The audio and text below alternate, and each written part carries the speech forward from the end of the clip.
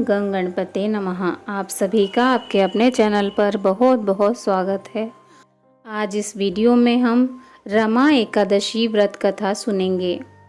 शांताकारं भुजंगशयनं पद्मनाभं सुरेशं विश्वाधारं गगनसदृशं मेघवर्णं शुभांगं लक्ष्मीकान्तं कमलनयनं योगिभिर्ध्यानगम्यं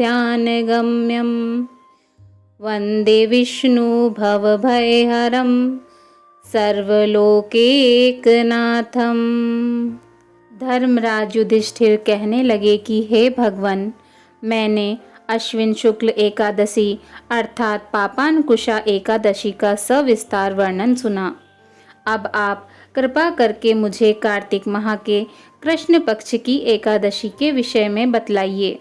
इस एकादशी का क्या नाम है तथा इसके व्रत का क्या विधान है, इसकी विधि क्या है, इसका व्रत करने से किस फल की प्राप्ति होती है।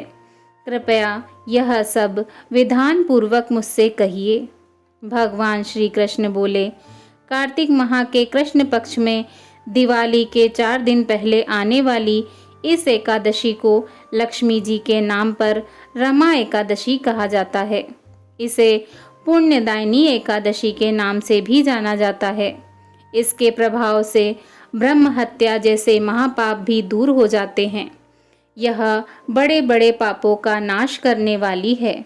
इसका महात्म्य मैं तुमसे कहता हूँ, ध्यान पूर्वक सुनो। हे राजन, प्राचीन काल में मुचुकुंद नाम के एक राजा थे।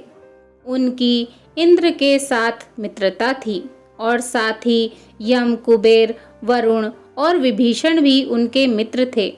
यह राजा बड़ा धर्मात्मा, विष्णु भक्त और न्याय के साथ राज करता था।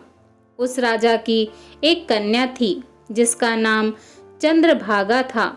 उस कन्या का विवाह चंद्रसेन के पुत्र शोभन के साथ हुआ था। एक समय वह शोभन ससुराल आया। उन्हीं दिनों जल्द ही रमा एकादशी भी आने वाली थी।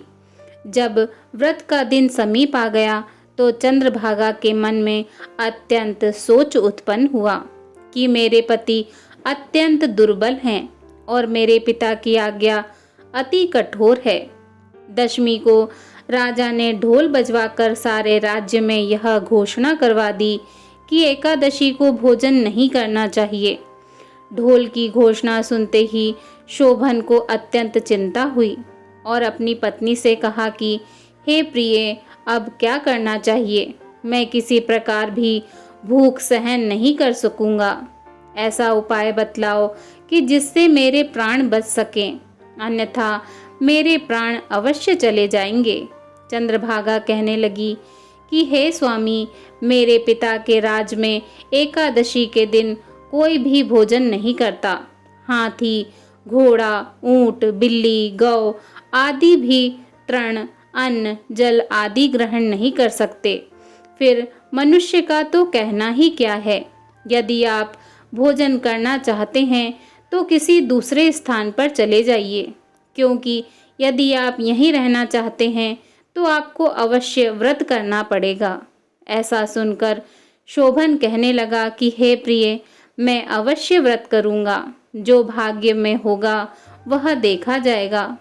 इस प्रकार से विचार कर शोभन ने व्रत रख लिया और वह भूख व प्यास से अत्यंत पीड़ित होने लगा। जब सूर्य नारायण अस्त हो गए और रात्रि को जागरण का समय आया, जो वैष्णवों को अत्यंत हर्ष देने वाला था, परंतु शोभन के लिए अत्यंत दुखदायी था। प्रातःकाल होते शोभन के प्राण निकल गए। तब राजा ने सुगंधित काष्ठ से उसका दाह संस्कार करवाया, परंतु चंद्रभागा ने अपने पिता की आज्ञा से अपने शरीर को दग्ध नहीं किया और शोभन की अंत्येष्टि क्रिया के बाद अपने पिता के घर में ही रहने लगी। रमा एकादशी के प्रभाव से शोभन को मंदराचल पर्वत पर धन धान्य से युक्त तथा शत्रुओं से रहित एक सुंदर देवपुर प्राप्त हुआ। वह अत्यंत सुंदर रत्न और वैदुर्य मणि जड़ित स्वर्ण के खंभों पर निर्मित अनेक प्रकार की स्फटिक मणियों से सुशोभित भवन में बहुमूल्य वस्त्राभूषणों तथा छत्र व चंवर से विभूषित गंधर्व और अप्सराओं से युक्त सिंहासन पर आरूढ़ ऐसा शोभायमान होता था मानो दूसरा इंद्र विराजमान हो। एक समय मुचुकुंद नगर में रहने वाले एक सोम शर्मा नामक ब्राह्मण तीर्थ यात्रा करता हुआ घूमता घूमता उधर जा निकला और उसने शोभन को पहचाना कि यह तो राजा का जमाई शोभन है। उसके निकट गया। शोभन भी उसे पहचान कर अपने आसन से उठकर उसके पास आया और प्रणाम आदि करके कुशल प्रश्न किया। ब्राह्मण ने कहा कि राजा मुचुकुंद और आपकी पत्नी कुशल से हैं। नगर में भी सब प्रकार से कुशल है, परंतु हे राजन, हमें आश्चर्य हो रहा है। आप अपना वृत्तांत कहिए कि ऐसा सुंदर नगर जो न कभी देखा न सुना आपको कैसे प्राप्त हुआ। तब शोभन बोला कि कार्तिक कृष्ण की रमा एकादशी का व्रत करने से मुझे यह नगर प्राप्त हुआ, परंतु यह अस्थिर है। यह स्थिर हो जाए ऐसा उपाय कीजिए। ब्राह्मण कहने लगा कि हे राजन, यह स्थिर क्यों नहीं है और कैसे स्थिर हो सकता है, आप बताइए, फिर मैं अवश्यमेव वह उपाय करूँगा। मेरी इस बात को आप मिथ्या न समझिए। शोभन ने कहा कि मैंने इस व्रत को श्रद्धा रहित होकर किया है, अतः यह सब कुछ अस्थिर है। यदि आप मुचुकुंद की कन्या चंद्रभागा को यह सब वृत्तांत कहें तो यह स्थिर हो सकता है। ऐसा सुनकर उस श्रेष्ठ ब्राह्मण ने अपने नगर लौटकर चंद्रभागा से सब वृत्तांत कह सुनाया।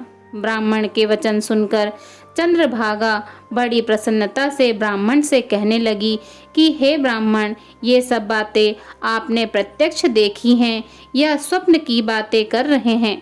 ब्राह्मण कहने लगा कि हे पुत्री, मैंने महावन में तुम्हारे पति को प्रत्यक्ष देखा है, साथ ही किसी से विजय न हो ऐसा देवताओं के नगर के समान उनका नगर भी देखा है।